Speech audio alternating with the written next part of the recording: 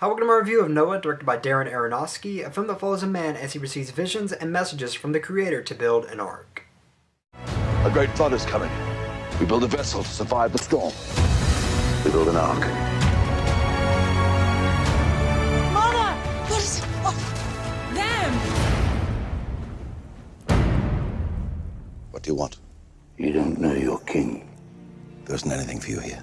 Alright, so just like I said earlier, Noah is directed by Darren Aronofsky, and besides Noah, I've only seen two films by him. Those are Black Swan and The Wrestler. I haven't seen Requiem for a Dream, although I would very much like to. So having a filmmaker come in and direct something like Noah, a very popular biblical tale, having him direct something like that really kind of had my interest whenever I saw the trailer. And from what I've seen and experienced of Darren Aronofsky, he's a filmmaker who does have his own style. When you see one of his films, you can kind of tell, okay, yeah, that's a film by him. And Noah is undoubtedly no exception. There are moments in the film where things will kind of flash on screen, and it kind of gives the film a nice little creative flair. But my overall view of this film, I don't want to say that it's mixed, but it's kind of mixed. I think there are aspects of this film that are really good. However, I think there are some aspects of this film that are actually quite bland. First and foremost, all the acting in this film is actually quite good. Russell Crowe, Emma Watson, Jennifer Connelly, and Ray Winstone, they all give really good performances. And I also want to say that the visual and sound effects are actually pretty good, although there are bits and pieces here where the visual effects could have been a little better, but for the most part, I actually thought it was actually quite good. And the sound design is very thumping, it's very hard-hitting. I mean, when things happen, you feel it happening because it just rumbles the entire cinema. So needless to say, there are some nice little bits of Hollywood summer blockbuster action in the film.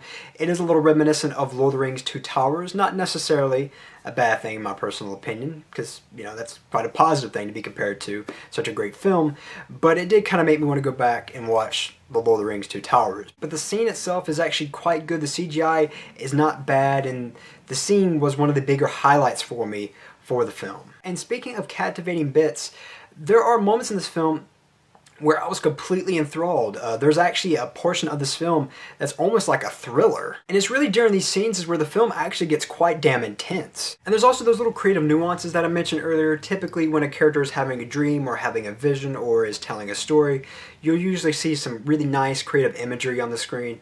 These scenes are very well done. However, I think the biggest victim of this film is itself. I think it's a film that takes itself a little too seriously. I think the film tries really, really hard to kind of play it straight, and I think therefore you get kind of a somewhat bland experience at times. For the lack of a better word, it's just a very uptight film. Some of the dialogue I think is actually quite boring in my personal opinion, and I know that sounds like a bad argument, and I'm not trying to argue with anybody here.